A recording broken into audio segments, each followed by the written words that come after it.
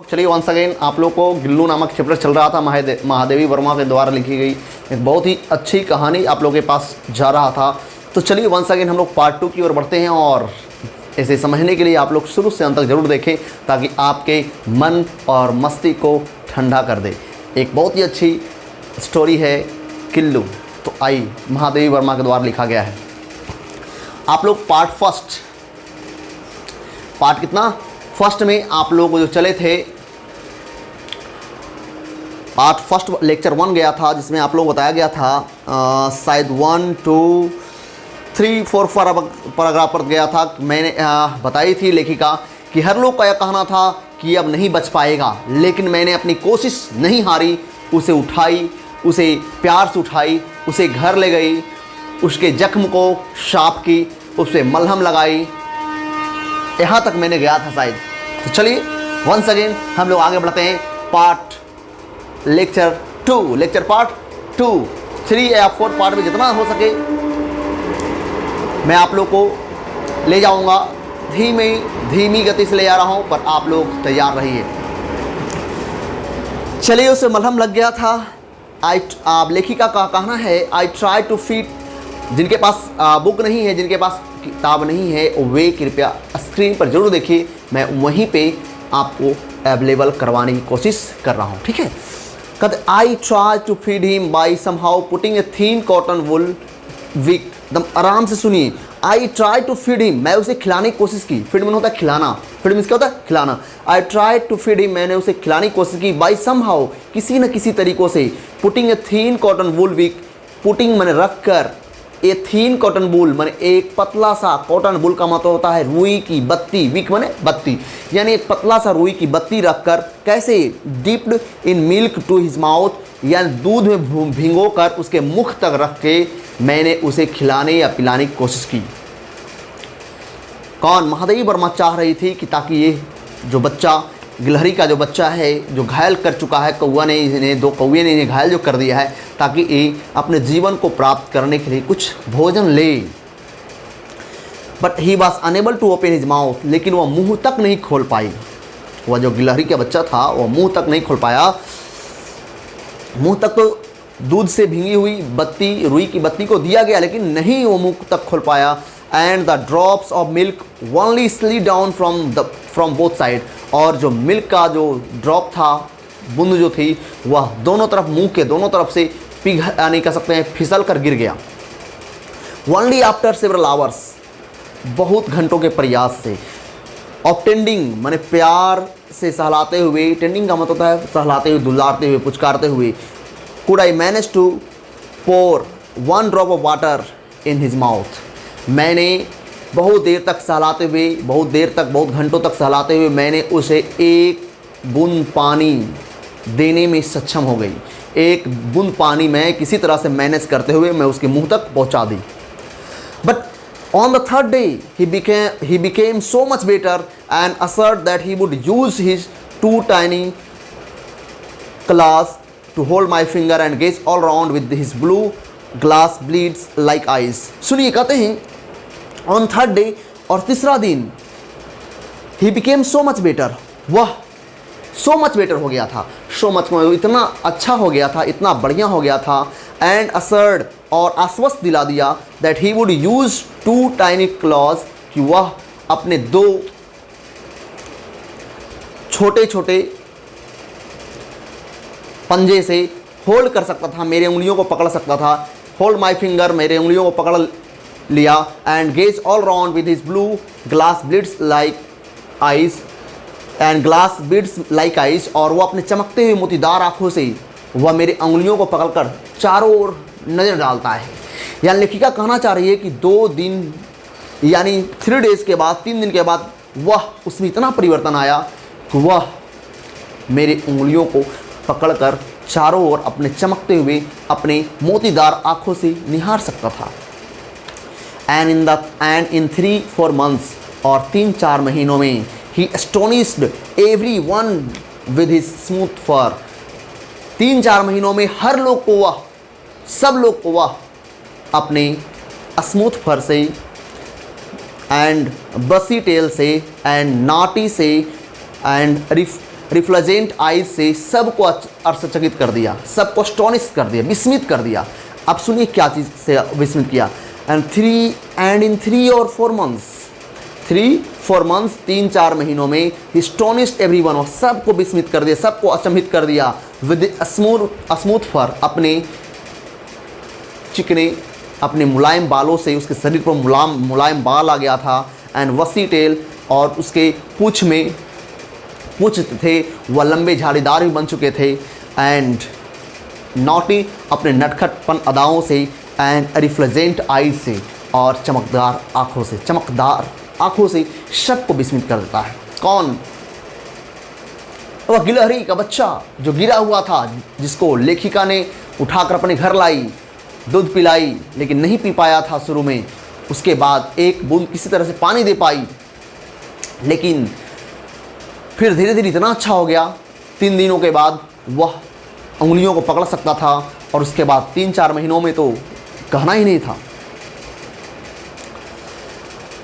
कहते हैं a transformation from common to proper noun followed and we started calling him Gillu. कहते हैं a transformation माने परिवर्तन, from common noun to proper, उसका नाम पहले गिलहरी था और गिलहरी का बच्चा था, लेकिन गिलहरी से ट्रांसफॉर्मेशन कर दिया गया। गिलहरी तो कॉमन नाउन है ना, कॉमन नाम है तो कॉमन नाउन है, नाम उसका खास दे दिए जाएंगे तो प्रॉपर हो जाएगा। तो ये कह रही है लेखिका, a transformation from common noun to proper noun followed, माने उसका नाम जो था, जो कॉमन नाउन पर आधारित था, उसको ट्रांसफॉर्मेशन करके प्रॉपर नाउन कर दिया गया, और उसी को फॉलोड किया गया है, माना गया। And we started calling him Gillu, और उसको गिल्लू नाम से पढ़ने लगे।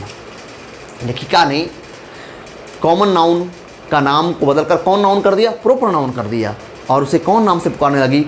गिल्लू नाम रखा गया। आई हंग ए लाइट वेट फ्लावर बास्केट, मैंने एक हल्की बास्केट में समझते हैं ना, हल्की फूलों की टोकरी, जिसे फूल वगैरह ले आते हैं पूजा वूजा करने के लिए, फूलों को टोकरी को मैंने लाइंड विद कॉटन वूल से बिछाकर, कॉटन वूल मैंने होता है रुई से बिछाकर, on the window with the help of a wire, और एक वायर के सहारे, एक ताड़ के सहारे उसको लटकाकर बांध दी। यानी लेखिका का कहना है कि मैंने एक हल्की सी बटरी, मौनी जिसको आप लोग बोलते हैं, यानी हल्की सी डलिया फ्लावर की, उसमें कॉटन वूल रख कर, रुई को लाइनिंग कर दिया मैंने तह पूर्वक रख कर, उसके लिए मैं ताड़ से खिड़की के पास टांग दिया ताकि उसका एक घर रह सके, घर बन गया उसका। एंड फॉर 2 years एंड 2 वर्षों तक दिस वाज गिल्लूज अबोर्ड, 2 वर्षों तक वो गिल्लू का घर रहा। All were pleasantly astonished at his antics and intellect, और सब लोग उसके एंटिक्स से और उसके बुद्धि से, एंटिक मैंने समझते हैं ना, उसकी कह सकते हैं हरकत से सब लोग विस्मित थे। एंड प्लीजेंटली विस्मित थे, यानी प्लीजेंटली का मतलब खुशी पूर्वक, उत्साहित पूर्वक सब लोग उसके चाल चलन से, उसकी हरकत से, उसकी करतूत से और उसकी बुद्धि से सब लोग विस्मित थे कि एक दिन यही बच्चा मरने वाला था और आज देखो तो कितना चंचल है। When I would sit down to write, जब मैं लिखने के लिए बैठती, क्यों लेखिका थी ना, वो तो कुछ ना कुछ तो लिखते रहेगी ना। जब मैं बैठती थी लिखने के लिए, he would be seized by such an acute desire to attract my attention that he devised a novel way of doing it। कहते when I would sit down to write, जब मैं बैठती थी लिखने के लिए, जब मैं कुछ लिखने के लिए बैठती थी, he would be seized by such an acute desire, वह कुशाग्र इच्छाओं के माध्यम से वह मुझे अट्रैक्ट करने की कोशिश करता। That he devised a novel way, उसने तो मुझे आकर्षित करने के लिए एक बहुत ही नोवेल वे डिवाइस कर दिया था, एक बहुत ही बढ़िया तरीका ढूंढ निकाला था। He would venture close to my feet, वह मेरे पास, मेरे पैर के निकट आता। वेंचर का मतलब समझते ही होंगे, वेंचर को मेरे पास आ जाना। He would venture close to my feet, वह मेरे पैर के पास बिल्कुल निकट आया था। Which swiftly up the curtains, और उसके बाद तेजी से वह पर्दे पर चढ़ जाता। And descend with the same breakneck speed, और उसी गति से वह पर्दे से उतर जाता। वह पहले मेरे पास आता, मेरे पैरों के पास, मेरी उंगलियों के पास, उसके बाद तेजी से वह दौड़ते हुए पर्दे पर चढ़ जाता और तेजी से उतर जाता।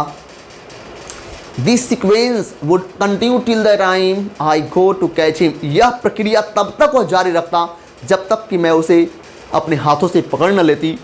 ऑन सम ओकेजन, कभी कभी, सम ओकेजन्स का ना, कभी कभी या किसी अवसर पर, आई यूज टू होल्ड, कभी कभी मैं उसे पकड़ लेती, use to hold Gillu and put his tiny body in a long envelope, और कभी कभी मैं उसको पकड़कर एक लंबा सा लिफाफा में भर कर रख देती।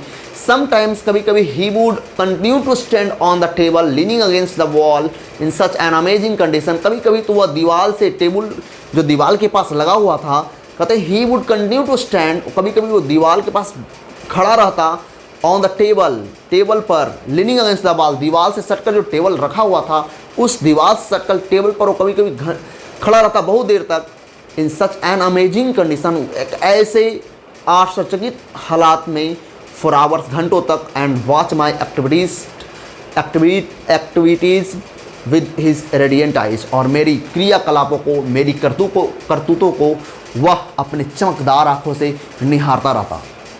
लेखिका यहाँ कहना चाह रही है कि गिल्लू को कभी कभी मैं अपने हाथों से पकड़कर उसे एक बड़ा सा लिफाफा में बंद करके रख देता, यानी लिफाफा में डाल देता, और कभी कभी तो वह टेबल के पास दीवार से लदकर वह घंटों तक खड़ा रहता और मेरी क्रियाकलापों को, मेरी एक्टिविटीज़ को वह देखता रहता अपनी चमकदार आँखों से। आप लोग का पार्ट नंबर 2 में ले गया 1 2 3 4 पैराग्राफ, 3 पैराग्राफ तक ले गया। उसके बाद फिर अगले दिन मैं ले जाऊँगा 3 से 4 पैराग्राफ ले जाऊँगा।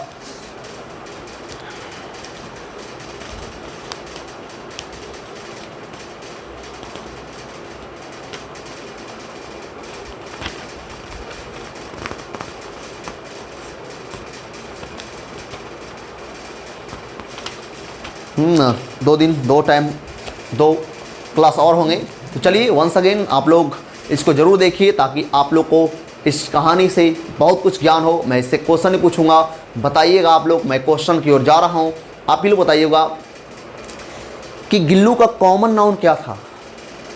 तो स्क्वायरल या गिलहरी इसको आप लोग बोलते हैं, ठीक है। बताइएगा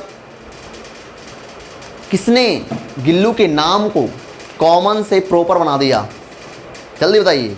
बिल्कुल, बहुत अच्छा, महादेवी वर्मा। आप बताइएगा, बताइएगा बताइएगा कितने दिनों के बाद वह जो गिलहरी था, कितने दिनों के बाद लेखिका की उंगलियों को पकड़ लिया था।